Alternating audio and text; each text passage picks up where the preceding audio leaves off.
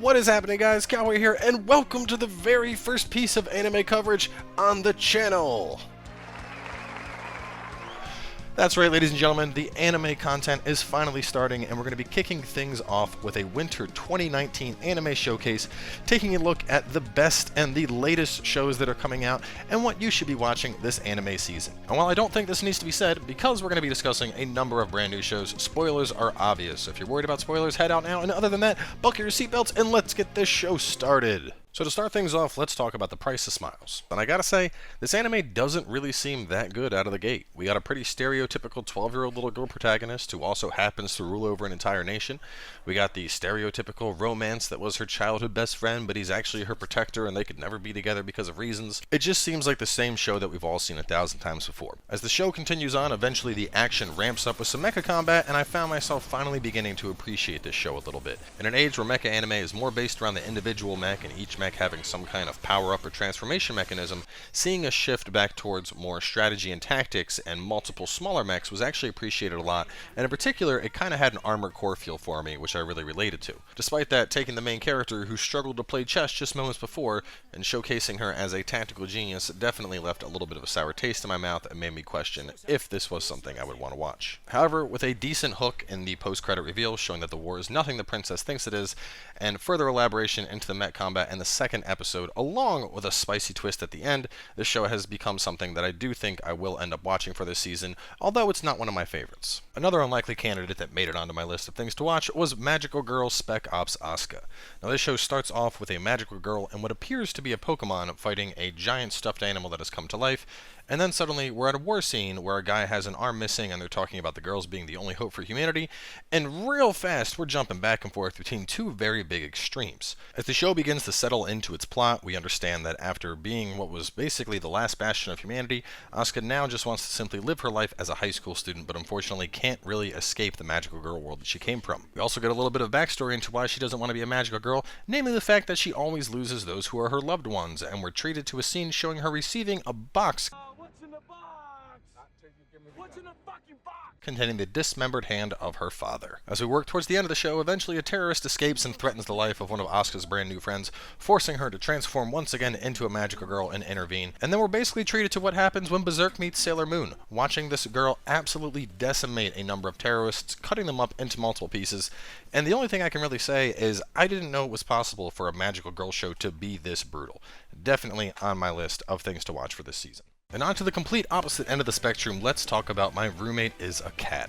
The anime begins with a rather grim opening, with the protagonist's family having just passed away. While visiting their grave to pay respects, the stray cat shows up, steals some food, and decides to follow the human home in a story of the cat adopting the human. The first half of the show flows from the perspective of the protagonist as he works to finish his novel and living with this cat which he's just brought into his home, and then in the second half it switches to the perspective of the cat, which ends up being absolutely adorable. While experiencing the cat's perspective, we see the cat continually bringing food on over to the human because it notices the human isn't eating and it thinks the human's going to die, and eventually it climaxes into a scene where the human collapses from not eating at all and the cat pushing a little bowl of food over with his head in an absolutely heartwarming scene. Honestly, it's just too goddamn adorable, and if you're a cat person and you have cats, you're going to watch this show and have a dumb smile plastered across your face the entire time. Without question, this slice of life is definitely going to be the feel-good anime of Winter 2019.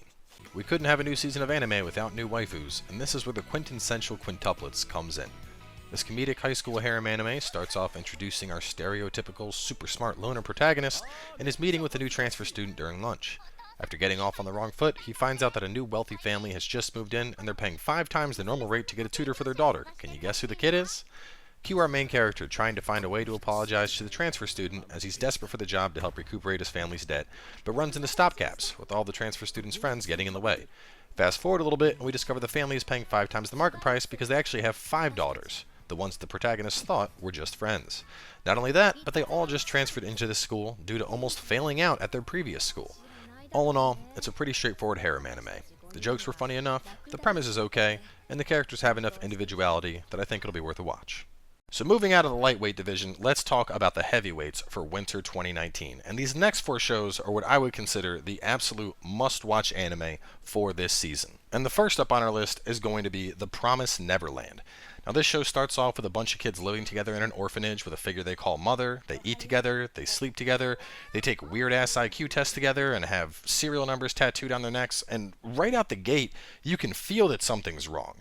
You know something is wrong, but you can't quite put your finger on what it is. Now, without completely spoiling the first episode, because I think this is definitely one you need to watch on your own, I will say that things ramp up in an absolutely menacing way towards the end of the show. Another key point to shout out here is the animation being done by Cloverworks. I think in a lot of animes, every time a new season starts up, you have those shows that look good, you have those shows that are kind of okay, and I definitely think this is one of the more standout shows. The facial expressions in particular have a lot of detail being put into them, the backgrounds look good, and on top of that, the character development has also been really well thought out, it seems. All three of the main protagonists are showcased as having their own strengths, which will lend well to the hardships they need to overcome in this show. It's also refreshing to see a show where the plot will have a heavier focus on characters finding unique and strategic ways to overcome problems, as opposed to having magical powers or some super technology do it for them. But that's not going to be the only horror anime for this season. We also have the reboot of Boogiepop and Others. Now, if you've never heard of Boogiepop and Others, this show debuted almost 20 years ago, and I gotta say, this may be the best anime reboot I have ever seen. To start off, the opening song is absolute fire. Let's just listen to this for a second.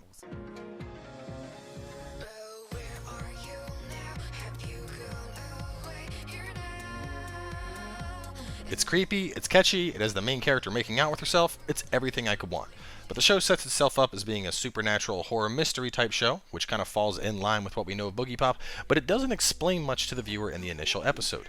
Thankfully, this series debuted a little bit before the others, so we're already on to episode 3, and let me say that this show ramps up in a way that keeps you coming back for more. On top of all that, it's also being animated by Madhouse, the same studio that does things like Overlord and One Punch Man, so you know the visuals are going to be on point. Between this and The Promised Neverland, I gotta say, winter 2019 is looking great for fans of horror-type anime. Now, up till this point, you're probably wondering if this video was sponsored by Crunchyroll, because everything I've discussed has been on their platform, and it is not. We actually have one show from Amazon showing up, and that is Dororo. Now, I know this is a video focused around anime, but obviously a lot of you guys know me for Dark Souls, and those that know me for Dark Souls are obviously just as excited as I am for Sekiro. Well, ladies and gentlemen, you're in luck, because this is it. This is basically the Sekiro of anime. We have a premise where it starts off with a warlord making a deal bartering with demons and selling off whatever they could possibly need. They decide they want to take the organs of his unborn son. His son ends up coming out a disfigured mess. He assumes the kid's going to die anyway, sends it floating down a river. Fast forward a little bit, turns out the kid actually survived and he's a total badass. Then we meet the namesake of the show, Dororo, who's actually a child thief that's fast-talking, fast-moving, and good at swindling out bandits.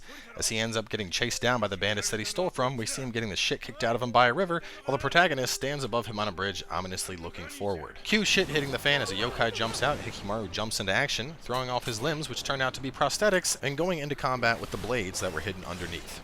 Now, I think it's important to note that Dororo isn't new. This was actually a manga that was around in the 1960s. There's been a movie made of it, there's been a cartoon made of it, and this episode actually pretty closely followed the original cartoon. So if they decide to stick with that, we're going to be in for a wild ride as we go through and follow the main character going through this journey and collecting the 48 organs that were stolen from him by the demons. So between the samurai action, the yokai, the artificial limbs, and Sengoku period Japan, if you want something that's going to scratch that Sekiro itch, this is about as close as it's going to get in anime form.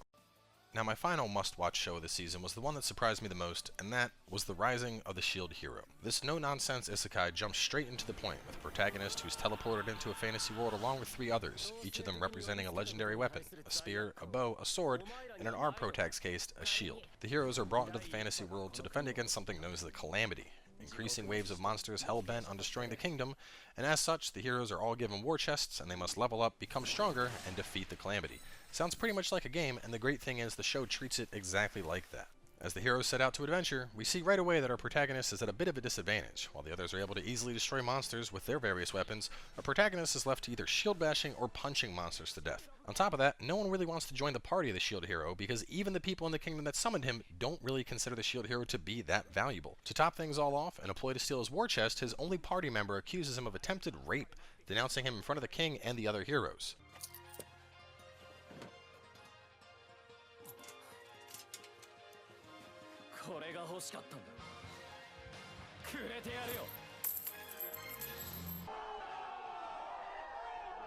Left penniless and with his spirit broken, our protagonist is still left with a job to do, and as such, he sets out to accomplish it, albeit much darker than before. The thing that made me like this show so much was the fact that we finally have a protagonist who really is just a regular jerk-off being thrown into a world.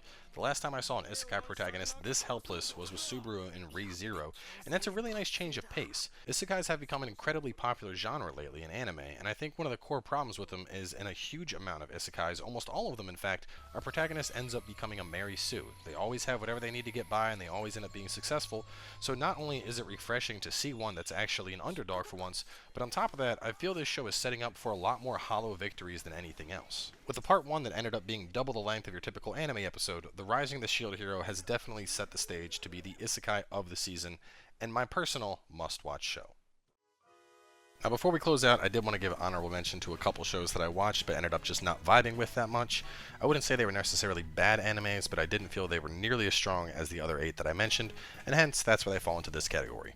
First up, we have Meiji Tokyo Renka, which is a show about a young girl being transported back in time to the Tokyo Meiji era, and on top of that, she ends up being able to see ghosts, so we have a little bit of a Ghostbuster / reverse harem type show.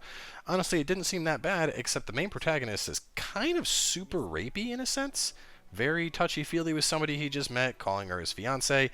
Just kind of a little bit cringy, wasn't really my taste. Moving on from there, we had Girly Air Force, a show about fighter jet waifus. Nothing else to really say there. That's a thing now. The Fate series got another show. Lord El Melio II's Case Files, Rail Zeppelin Grace Note. That is the entirety of the title. Yeah, I know, it's kind of out there. Anyway, this show follows one of the secondary characters from the Fate franchise. He's teaching at the clock tower, and it's kind of like Fate Stay Night Magic meets Sherlock Holmes. Honestly, just wasn't really vibing with it. Felt like there was a little too much going on and it was kind of reaching in too many different directions. And the final show, which has actually been well received by a lot of people so far, was Kaguya-sama Love is War. The show follows the student council president and student council vice president, who both happen to be narcissists and in love with each other, but neither of them will admit it. And while the idea of the show isn't particularly bad, I don't feel it was executed well at all. On top of that, there's a narrator that needs to constantly remind you of the plot, literally every 3 minutes, and it gets to the point where it just gets downright annoying. I want to make mention of is that there are obviously a couple shows that are getting continuations this season. We have Season 2 of Mob Psycho 100 happening, and then we also have some continuations from the fall, with That Time I Got Reincarnated as a Slime, JoJo's Bizarre Adventure, and of course Black Clover. But if you were watching those shows in the fall, you're probably going to continue watching them now. So that's going to be it for me. Thanks for coming by, guys. Hope you enjoyed this video. Hopefully this does well, because I'd love to do more anime coverage for you guys in the future. Thanks for watching, and I'll see you next time.